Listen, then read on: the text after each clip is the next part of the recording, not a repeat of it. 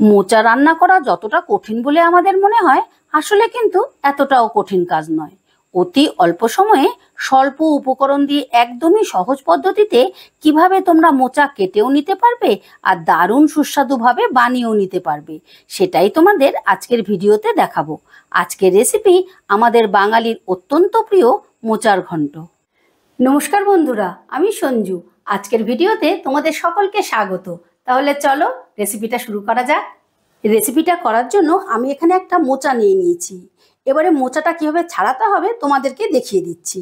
দেখো, প্রথমে এই কভারগুলোকে তুলে নিতে হবে। আমরা সবসময় মনে করি মোচা তো কাটা খুব কঠিন, কিন্তু আসলে তা না, একেবারেই সহজ। আমি তোমাদের একেবারে সহজ পদ্ধতিতে দেখিয়ে দিচ্ছি।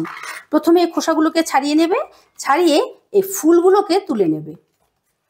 ফুলগুলোকে এভাবে তুলে নেবে, এইভাবে প্রত্যেকটা কভার তুলে নেবে।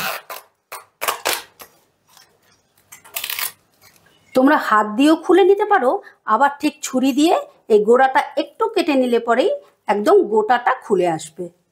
এই দেখো, সমস্ত ফুলগুলোকে ছাড়িয়ে নিয়ে এবারে আমি এটাকে কেটে নেব। এটা যেহেতু সেন্টার পয়েন্ট, এটা কিন্তু খুবই কচি হয়, তাই এটার খোসা আর ছাড়াবার প্রয়োজন নেই। এবার আমি এটাকে গোড়া থেকে কেটে নিচ্ছি। কেটে নিয়ে এটাকে যতটা সম্ভব সরু সরু করে কেটে নেবে।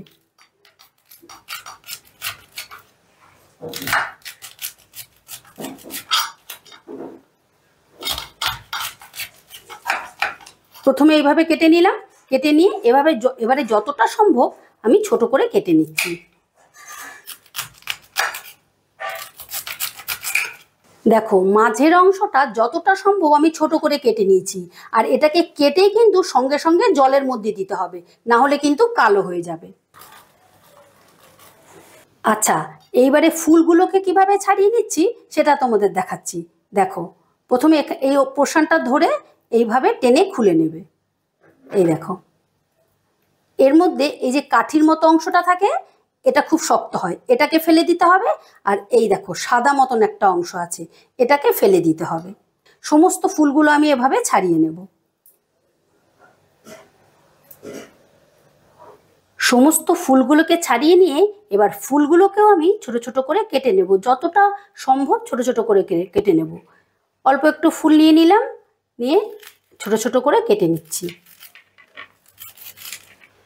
দেখো, ফুলগুলোকে আমি যতটা সম্ভব ছোট করে কেটে নিয়েছি। এবার এগুলোকেও আমি জলের মধ্যে দিয়ে দেব। আর এই মোচাগুলোকে জলের মধ্যে দিয়ে 5 মিনিট রেখে দেব। তাহলে কি হবে, মোচার যে কষটা আছে সেই কষটা কেটে যাবে। 5 মিনিট বাদে মোচাগুলোকে প্রেসার কুকারে সেদ্ধ করে নেব। তার জন্য আমি মোচাগুলোকে প্রেসার কুকারে দিয়ে দিচ্ছি।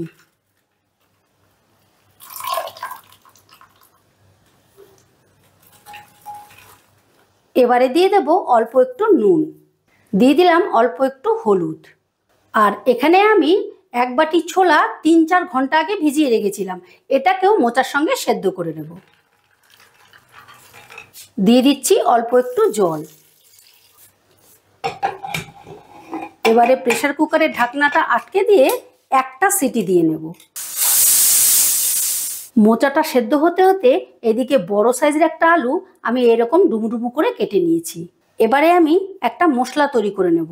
তার জন্য নিয়ে নিচ্ছি বেশ খানিকটা আদা, আর 5-6টা কাঁচা লঙ্কা, আর 2 চামচ গোটা জিরে। এটাকে একত্রে আমি শিলে বেটে নেব। মোচাটা প্রেসার কুকার থেকে বার করে একটা স্ট্রেনারের মধ্যে রেখে দিয়েছি, তাহলে মোচাটা জল ঝরে একেবারে ঝুরঝুরে হয়ে যাবে। এবারে রান্নার জন্য গ্যাস ধরিয়ে একটা কড়া বসিয়ে দিয়েছি। কড়াই দিয়ে দিচ্ছি সর্ষের তেল। তেলটা গরম হয়ে গেলে প্রথমেই আমি আলুগুলো ভেজে নেব। দিয়ে দিচ্ছি অল্প একটু নুন, দিয়ে দিলাম একটুখানি হলুদের গুঁড়ো। এবারে গ্যাসের আঁচটা বাড়িয়ে দিয়ে আলুটাকে বেশ লাল লাল করে ভেজে নেব। আলুগুলোকে বেশ লাল লাল করে ভেজে দিয়েছি। এবার আলুগুলোকে তেল ঝরিয়ে তুলে নেব। এবারে আলু ভাজার তেলে আবারও অল্প একটু তেল দিয়ে দিলাম।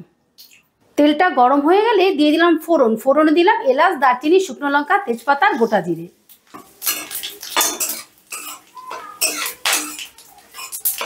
ফোড়নটা একটু নাড়াচাড়া করে নিচ্ছি।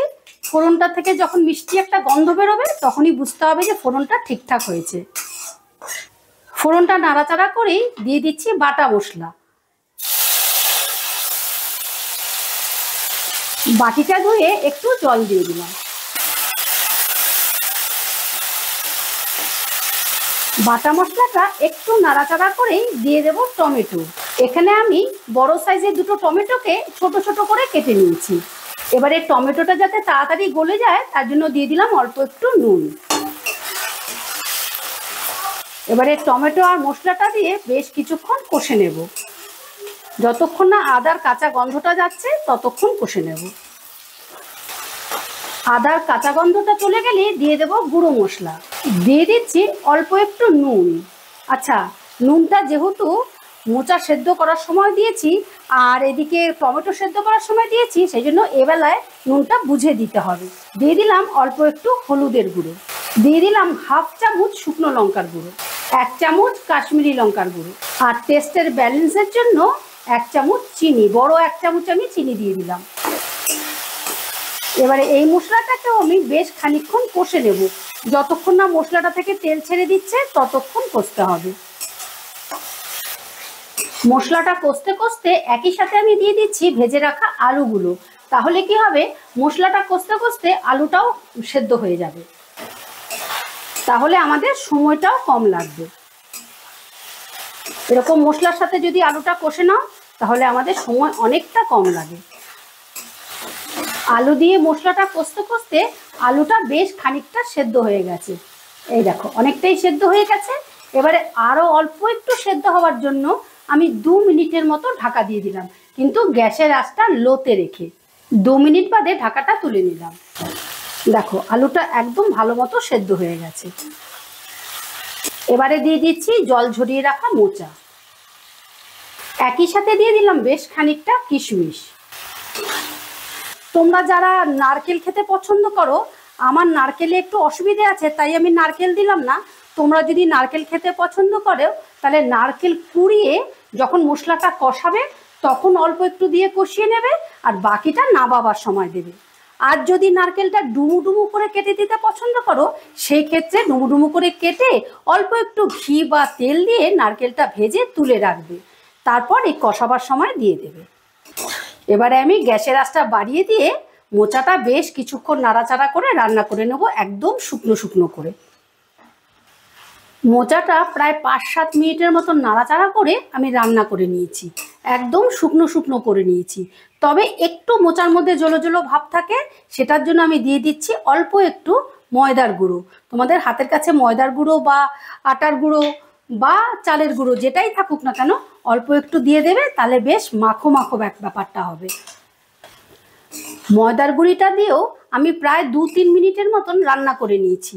আর দেখো কিরকম একটা মন্ড মতন হয়ে গেছে, ঠিক এই রকম হবে, তাহলেই খেতে খুব ভালো লাগবে। মোচাটা একেবারে রেডি। এবারে গ্যাসটা অফ করে দিলাম। এবারে নামাবার আগে দিয়ে দিচ্ছি 1 চামচ শাহি গরম মশলা, দিয়ে দিলাম ভর্তি 1 চামচ ঘি। এবার সমস্তটা আবারও একটু মিশিয়ে দিচ্ছি। ভালো করে মিশিয়ে দিয়ে 2 মিনিটের মতো স্ট্যান্ডিং টাইমে রেখে তোমাদেরকে পরিবেশন করে দেখাচ্ছি। তো বন্ধুরা, মোচার ঘন্ট ফাইনালি রেডি। আজকের ভিডিওটা ভালো লেগে থাকলে আমার চ্যানেলটা সাবস্ক্রাইব করে পাশে থাকার অনুরোধ রইল। আবার দেখা হচ্ছে নতুন কোনো ভিডিওতে। ঠিক আছে, টাটা।